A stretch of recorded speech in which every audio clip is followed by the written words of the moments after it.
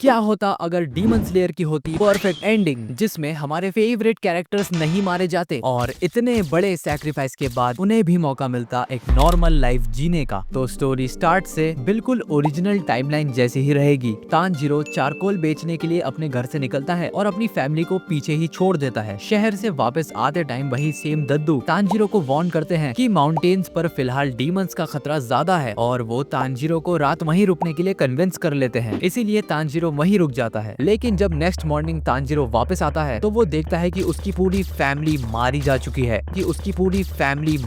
चुकी है। स्टोरी को शुरू करने से पहले मैं चाहता हूँ कि तुम लोग वीडियो को सब्सक्राइब कर लो और चैनल को लाइक कर दो ताकि ऐसी मजेदार वीडियोस तुम्हारी फीड पर सबसे पहले आ पाए। ऑल्सो मैं ये भी ऐड करना चाहता हूँ कि ये मेरी स्टोरी ओरिजिनल नहीं है, ये एक fan made what if story है। कई सारे चैनल जैसे कि यीगरिस्ट, एनिमे फीड, रेडिट डिस्कशंस और कुछ वेबसाइट से मिलाकर मैंने इस स्टोरी का एक इम्प्रूव्ड वर्जन बनाया है और मैं अपने सारे सोर्सेस के लिंक डिस्क्रिप्शन में डाल दूंगा। बिल्कुल ओरिजिनल टाइमलाइन की तरह उसके घर में केवल एक ही सर्वाइवर होती है और वो है नेजुको। तानजीरो नेजुको को लेकर भागने लगता है और तभी वहाँ एंट्री होती है वाटर हाशिरा गियु तोमियोका की। और अगेन ये वाला सीन भी ऑलमोस्ट सेम ही होता है जैसा कि एनिमे में दिखाया गया था। अब डीमन बन चुकी नेजुको को गियु मारना चाहता है और तानजीरो उसको प्रोटेक्ट करता है। और फिर गियु नोटिस करता है कि नेजुको किसी भी नॉर्मल डीमन की तरह बिहेव नहीं कर रही है, उल्टा वो तानजीरो को बचा रही है। इसीलिए वो नेजुको को मारने का अपना प्लान चेंज कर देता है। जिसके बाद तानजीरो ट्रेनिंग के लिए जाता है साकोंजी उरोकोडाकी के पास और वहां जाकर वो अपनी ट्रेनिंग स्टार्ट कर देता है। उरोकोडाकी के अंडर वो वाटर ब्रीदिंग सीखता है, अपनी तलवारबाजी की स्किल्स को डेवलप करता है और फाइनल सिलेक्शन एग्जाम देने के लिए तैयार हो जाता है। जिसके बाद फाइनल सिलेक्शन भी एज इट इज सेम ही होता है और यहाँ से officially Tanjiro demon slayer corps का पार्ट बन जाता है। जिसके बाद आगे की जर्नी में भी बहुत ज्यादा चेंजेस नहीं है। वो मिलता है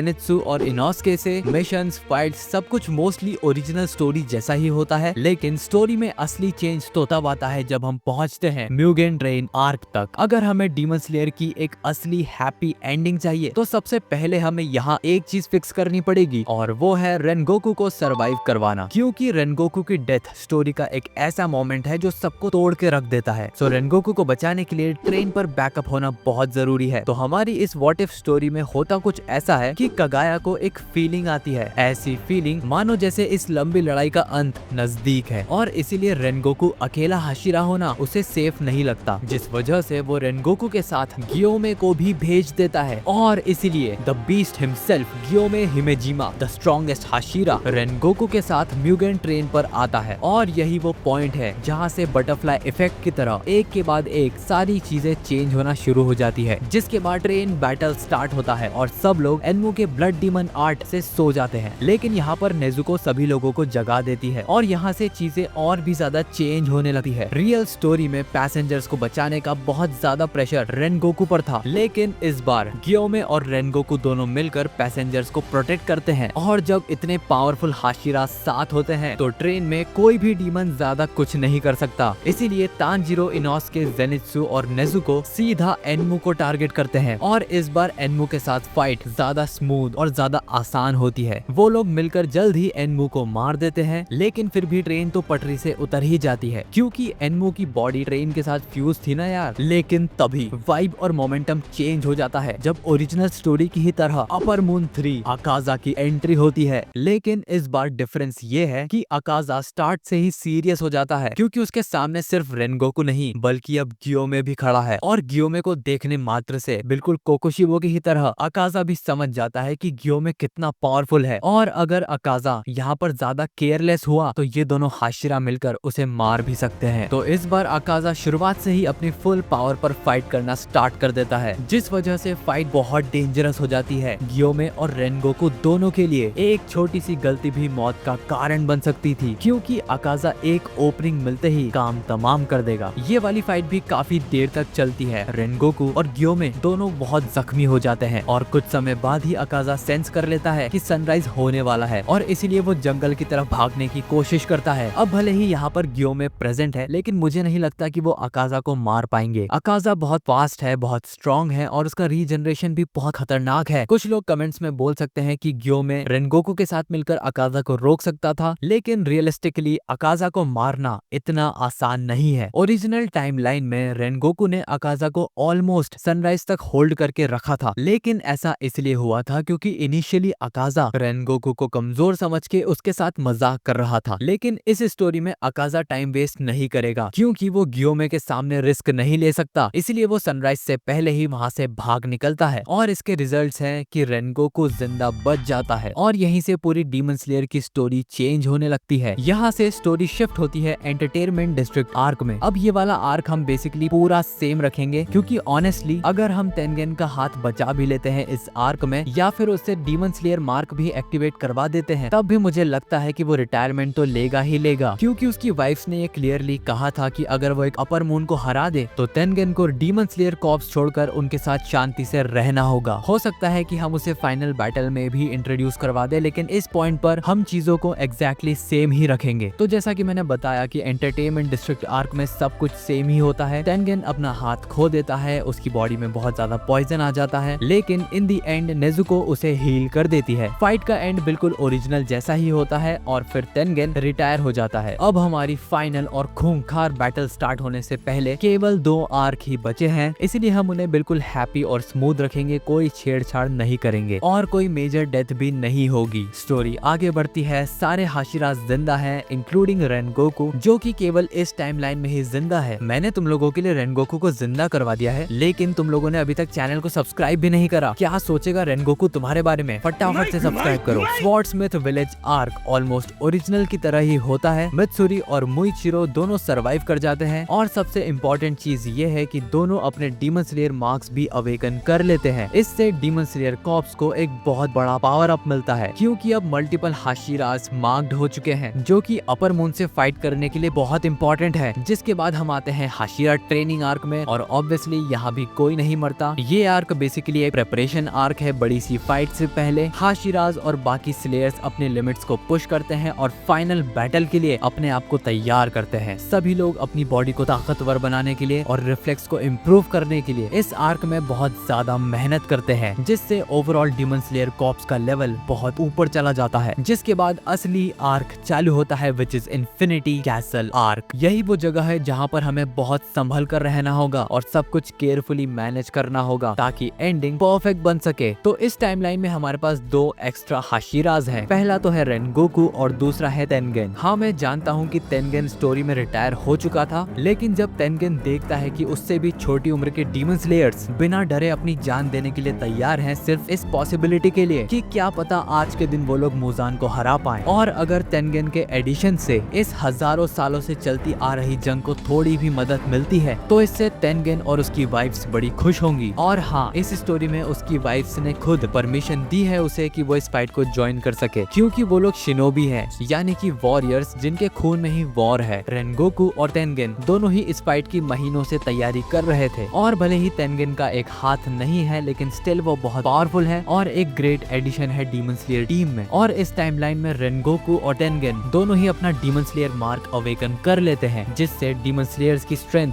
बहुत ज्यादा बढ़ जाती है। तो परफेक्ट एंडिंग के लिए हमें चाहिए कि स्टोरी के एंड तक सारे हाशिराज सरवाइव कर जाएं। तो चलो अब इन्फिनिटी कैसल की मेन फाइट्स की तरफ बढ़ते हैं।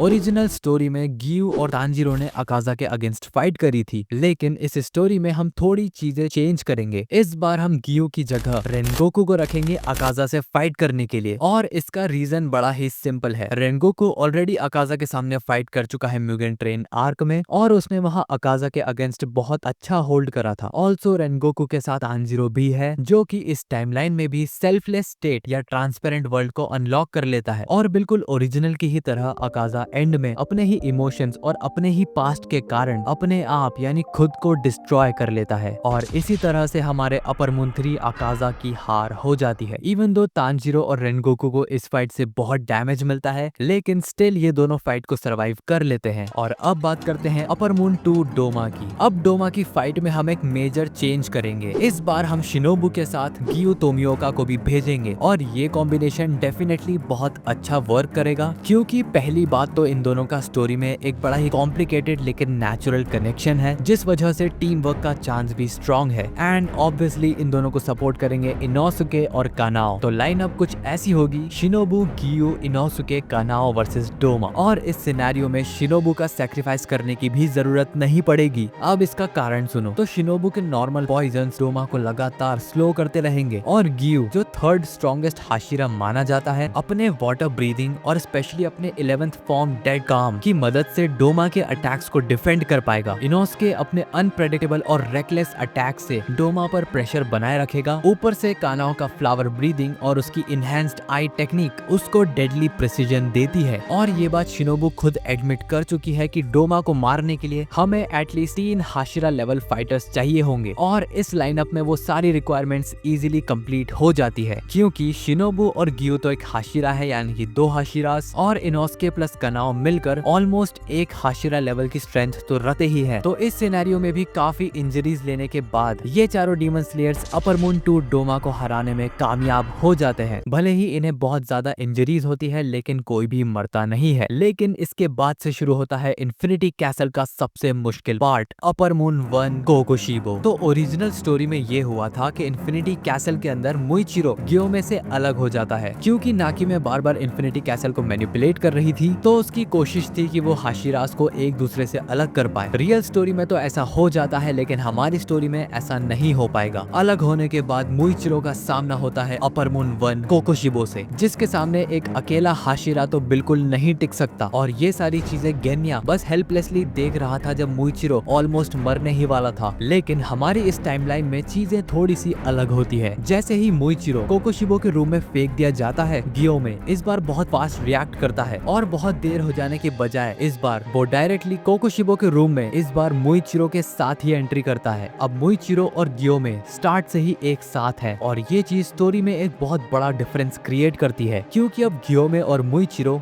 दोनों एक दूसरे को कवर दे सकते हैं और फाइट में ज्यादा देर तक सरवाइव कर सकते हैं। जब दोनों हाशिरास कोकोशिबो पर प्रेशर बनाना शुरू करते हैं, तो कोकोशिबो गेन्या पर फोकस नहीं कर पाता और उसे मार भी नहीं पाता, क्योंकि उसका पूरा फोकस अब हाशिरा लेवल फाइटर्स पर होता है। अब भले ही 2 हाशिरास और गेन्या साइमल्टेनियसली कोकोशिबो पर अटैक कर रहे हैं, लेकिन फिर भी जब कोकोशिबो गुस्से में आकर अपना डिमोनिक रूप लेता है, तब वो इन तीनों पर भारी पड़ने लगता है। लेकिन इससे पहले चीजें और भी खराब हो जाती। फाइट में एंट्री होती है विंड हाशिरा सानेमी और हमारी वाइल्ड कार्ड एंट्री तेनगेन उजुई की। बिना अपने लेफ्ट हैंड के भी तेनगेन बहुत पावरफुल और फास्ट है, प्लस सानेमी की स्ट्रेंथ, ड्यूरेबिलिटी और उसका ईगो वाला नेचर फाइट में और 4 चांद लगा देता है। अब सारा प्रेशर अकेले गियोमे पर नहीं था, और 5 डीमन स्लेयर्स के हो जाने से, जिनमें से 4 तो हाशिराज हैं, ये कॉम्बिनेशन कोकोशिबो जैसे मॉन्स्टर के लिए भी बहुत ज्यादा होता है। और हाँ, इस स्टोरी में भी वो कोकोशिबो का इमोशनल मोमेंट होता है जब उसे रियलाइज होता है कि वो क्या बन गया है। अगर तुम्हें डिटेल में जानना है कि एक्चुअल स्टोरी में क्या हुआ था, तो तुम लोग इस वीडियो को चेकआउट कर सकते हो। मैंने अपने चैनल पर पूरी मांगा एक्सप्लेन कर रखी है। कोकोशिबो अपने भाई योरिची की बातों को याद करता है और उसे रियलाइज होता है कि आखिर वो किस रास्ते पर चला गया, और इसी वजह से वो सेल्फ रिग्रेट के साथ फाइनली मारा जाता है। लेकिन स्टिल ये फाइट बहुत ज्यादा ब्रूटल और इनसेन होती है, जिसमें हमारे हाशिराज और डीमन स्लेयर्स को भी बहुत डैमेज पहुंचता है। लेकिन खुशी की बात तो ये है कि कोई भी मारा नहीं जाता। तो रियल स्टोरी में कगाया का बेटा किरिया तानजीरो और गियो को भेज देता है मुजान से फाइट करने के लिए, क्योंकि उन लोगों ने अकाजा को पहले हरा दिया था और मुजान भी अब फ्री हो गया था। लेकिन केवल 2 डीमन स्लेयर्स को भेजना केवल मुजान को रोकने के लिए, ये तो एक प्रॉपर सुसाइड है। सारे डीमन स्लेयर्स को अगर जिंदा रखना है और बेहतर कंडीशन में रखना है, तो मुझे लगता है कि सबसे स्मार्टेस्ट मूव ये होगा कि वो लोग पहले एक ग्रुप फॉर्म करें। ओरिजिनल स्टोरी में जैसे उन लोगों ने 1 बाय 1 रश कर दिया था, इस बार वो गलती नहीं होगी। लेकिन ग्रुप अप होने से पहले हम कुछ साइड फाइट्स को फटाफट से देख लेते हैं। सबसे पहले तो जेनित्सु वर्सेस काइगाकू की फाइट होती है, जिसके रिजल्ट्स हम सभी जानते हैं। जेनित्सु जीत जाता है अपने थंडर ब्रीदिंग के 7th फॉर्म को यूज करके। वहीं दूसरी तरफ नाकिमे के केस में मित्सुरी और ओबनाई टीम अप करते हैं और योशिरो के ब्लड डीमन आर्ट की मदद से वो लोग नाकीमे पर कंट्रोल ले लेते हैं। लेकिन यहाँ पर मुजान को पता चल जाता है कि नाकीमे अब उसके कंट्रोल में नहीं है, इसलिए मुजान पर्सनली नाकीमे को डिस्ट्रॉय कर देता है। नाकीमे की मौत के साथ ही पूरा इन्फिनिटी कैसल कोलैप्स कर जाता है और कैसल के अंदर जितने भी सर्वाइवर्स थे, बेसिकली इस स्टोरी में सारे लोग बाहर आ जाते हैं। दो हाशिरास के एडिशन की वजह से अब उतना ज्यादा प्रेशर नहीं था बाकी हाशिरास पे। इसका मतलब ये है कि जो बुरा हाल ओरिजिनल स्टोरी में हाशिरास का हुआ था, इस स्टोरी में उससे बेहतर कंडीशन में है सारे demon slayers, which includes Rengoku and Tengen 2। और इस वजह से अब इन्हें मुजान को रोक के रखने में बहुत ज्यादा मदद मिलेगी। जैसा कि हम सभी लोग डीमन स्लेयर एनिमे को बहुत ज्यादा पसंद करते हैं और जब तुम केजी के इंटरव्यूज और फैक्ट्स वगैरह देखते हो तो तुम्हें क्लियरली समझ आता है कि क्रिएटर ने स्टोरी कैसे बिल्ड करी है और वो कैरेक्टर्स को मारने से भी नहीं डरती है, क्योंकि वो चाहती थी कि कैरेक्टर्स की मौत की वजह से वो कुछ डीप फील करे। इसी वजह से इतने सारे कैरेक्टर्स मारे गए और यही वो कारण है कि डीमन स्लेयर इतना हार्ड हिट करता है। इनफैक्ट केजी तो इनोसुके और जेनित्सु को भी स्टोरी में से जल्दी एलिमिनेट करने का सोच रही थी, लेकिन इस टाइमलाइन में हम इंश्योर करते हैं कि सभी लोग सरवाइव करें। अब हम फाइनल बैटल यानी कि सनराइज काउंटडाउन आर्क में एंटर करते हैं और यहाँ चीजें ड्रास्टिकली चेंज हो जाती है। तांजीरो फ्रंट लाइंस पर होता है और वो ट्रांसपेरेंट वर्ल्ड और सन ब्रीदिंग के साथ फाइट कर रहा होता है, लेकिन इस बार वो अकेला नहीं है। उसके साथ हेल्प के लिए हैं एक्स्ट्रा में शिनोबू, मोइचिरो, रेनगोकू और तेनगेन और बाकी सारे हाशिरास भी, जो कि ओरिजिनल स्टोरी में भी जिंदा थे। अब ऊपर से ऑलरेडी टामायो का पॉइजन मुजान को कमजोर कर रहा था, जिस वजह से फाइट अब और भी ज्यादा आसान हो जाती है। लेकिन डेफिनेटली फाइट उतनी भी आसान नहीं होगी क्योंकि ये मुजान है, जिस वजह से हाशिरास को बहुत ज्यादा इंजरीज भी होती है और कुछ लोगों के तो हाथ या पैर भी फाइट के दौरान कट जाते हैं, जैसा कि ओरिजिनल स्टोरी में गियू के साथ हुआ था। लेकिन इस बार सबसे अच्छी बात है कि कोई भी नहीं मरता, क्योंकि इस पॉइंट पर अब जब सारे हाशिरास जिंदा है और फाइट कर रहे हैं तो तांजीरो एक सेकंड के लिए भी गिव अप नहीं करता है, जिस वजह से मुजान जल्द ही ओवरवेल्म हो जाता है। अब क्योंकि पहले से ज्यादा हाशिरास और पहले से ज्यादा बेहतर कंडीशन में है, इस वजह से वो लोग मुजान को सनराइज तक रोक कर रख लेते हैं और इसी वजह से इस टाइमलाइन में तांजीरो डीमन नहीं बनता है। सारे डीमन स्लेयर्स मिलकर मुजान को सनलाइट में खींच लेते हैं, उसे पिन कर देते हैं और जलाकर राख कर देते हैं। अब यहाँ पे मुजान का गेम तो ओवर हो गया, लेकिन हम एक चीज जानते हैं कि गियोमे ऑलरेडी 27 साल का है। अब क्योंकि उसने कोकोशिबो फाइट में डीमन स्लेयर मार्क अवेकन कर लिया था, तो टेक्निकली आज ही के दिन उसकी मौत हो जाना चाहिए, क्योंकि नॉर्मली जो भी मार्क अवेकन करता है वो 25 साल से ज्यादा की उम्र तक सरवाइव नहीं कर पाता। लेकिन एंडिंग को परफेक्ट और हैप्पी बनाने के लिए हम एक फैन थ्योरी का यूज करेंगे। तो फैन थ्योरी ये है कि मुजान किबुत्सुजी की वजह से दो कर्जेस चले आ रहे थे। पहला तो उबयाशी की फैमिली पर था कि कोई भी ज्यादा जिंदा नहीं रह पाएगा, और हमने रियल स्टोरी में देखा कि मुजान की मौत के बाद ये कर्ज भी खत्म हो गया था। बिल्कुल इसी की तरह एक और कर्ज which is demon slayer mark कर्ज भी खत्म हो जाता है मुजान की मौत के साथ, जिस वजह से जैसे ही मुजान की मौत होती है इंस्टेंटली सारे डीमन स्लेयर पर से वो मार्क गायब हो जाता है और अब इस कर्ज का कोई इफेक्ट नहीं होता हाशिरास पर। और इसी के साथ फाइनल बैटल खत्म होता है विद परफेक्ट एंडिंग। अब इसके साथ डीमन स्लेयर कॉर्प्स को भी रियल स्टोरी की ही तरह हमेशा के लिए बंद कर दिया जाएगा। सारे डीमन स्लेयर्स एक आखिरी बार उबयाशी मैंशन पर मिलते हैं और आपस में एक दूसरे को गले लगाकर खुशी से सेलिब्रेट करते हैं कि फाइनली अब हजारों सालों से चली आ रही ये जंग खत्म होती है। जिसके बाद काफी समय बीत जाता है और हम देखते हैं कि सारे डीमन स्लेयर्स अपनी अपनी नॉर्मल लाइफ में चले गए हैं। हम देखते हैं कि ओबनॉय और मित्सुरी, जो कि रियल स्टोरी में एक दूसरे से वादा करते हैं कि अगली लाइफ में हम साथ में रहेंगे, दोनों की वो ख्वाहिश इस ऑल्टरनेट रियलिटी में पूरी हो जाती है जब दोनों आपस में शादी कर लेते हैं और मेन सिटी में एक रेस्टोरेंट स्टार्ट करते हैं। शिनोबू भी सरवाइव कर लेती है और अब उसकी बड़ी बहन फाइनली पीसफुली रेस्ट कर सकती है, ये जानते हुए कि शिनोबू अब एक नॉर्मल लाइफ जीने वाली है। शिनोबू अपनी नॉर्मल लाइफ में एक बहुत ही जानी मानी डॉक्टर और रिसर्चर बन जाती है और इस चीज को पूरा करने में उसका साथ देता है गियू तोमियो का। और हम सभी का फेवरेट गियू शिनो रिलेशन भी अब ऑफिशियल हो जाता है और हम सभी जानते हैं कि तांजीरो और कानाओ भी कपल बन जाते हैं। जिसके बाद हम देखते हैं तांजीरो को, जो कि नॉर्मल लाइफ में यूनिवर्सिटी में एक प्रोफेसर बन जाता है, वो भी फिलोसफी का। वही दूसरी तरफ कानाओ अभी भी शिनोबू की मेडिकल असिस्टेंट है और मोस्टली टाइम वो शिनोबू के साथ रिसर्च में ही बिताती है। इनोसुके भी अब पहले की तरह जंगली नहीं रहता है और काफी ज्यादा सिविलाइज्ड और शांत हो जाता है और आगे चल के वो आओई कानाजाकी के साथ भी रिलेशन में आ जाता है और इनोसुके चालू कर लेता है खुद का एक रैंच, जहाँ पर वो मोस्टली टाइम अपने जानवरों और वाइल्ड लाइफ के साथ ही बिताता है। मोइचिरो भी आगे चल के एक वेदर साइंटिस्ट बन जाता जाता है, तेनगेन भी रिटायर होके अब फुल टाइम अपनी फैमिली के साथ रहता है और अपना खुद का एक डोजो भी खोल लेता है। और हमारा स्टोन हाशिरा ग्योमे भी शहर से दूर अपना खुद का एक छोटा सा ऑर्फनेज चालू कर लेता है। और हमारा फ्लेम हाशिरा रेनगोकू भी नॉर्मल लाइफ में फायर फाइटर बन जाता है और ये प्रोफेशन उसके लिए 100% सूटेबल है, क्योंकि वो एकदम फियरलेस है, वो लोगों की रक्षा करता है और उसकी लाउड मोटिवेशनल एनर्जी लिटरली बनी ही लोगों को बचाने के लिए है। वहीं सानेमी अपने छोटे भाई गेन्या के साथ एक पुलिस ऑफिसर बन जाता है। And last but not the least, Zenitsu और नेजुको भी फाइनली कपल्स बन जाते हैं, जिसमें जेनित्सु एक राइटर और ऑथर बन जाता है और किताबों में अपनी वीरता की कहानियां और किस्से लिखता है कि कैसे वो लोगों को डीमन से बचाया करता था वगैरह वगैरह। और इसी के साथ ये ऑल्टरनेट व्हाट इफ एंडिंग खत्म होती है। अगर तुम लोग डीमन स्लेयर का ही एक ऑल्टरनेट यूनिवर्स देखना चाहते हो जहां पर सेम कैरेक्टर्स हो, सेम पर्सनालिटीज, लेकिन सिचुएशन अलग, तो तुम लोगों के लिए परफेक्ट है किमित्सु अकेडमी सीरीज, जहां पर हम डीमन स्लेयर कैरेक्टर्स को देखते हैं एक नॉर्मल लाइफ में। ये एक ऑफिशियल स्टोरी है जहां हम हमारे फेवरेट कैरेक्टर्स की प्रॉब्लम्स को बहुत ही मजेदार तरीके से एक्सपीरियंस करते हैं। एपिसोड 1 में ऑलरेडी अपलोड कर चुका हूँ, नेक्स्ट एपिसोड 2-3 दिन में आ जाएगा, तो देर किस बात की है, फटाफट क्लिक करो। कम ऑन यार, कर भी दो।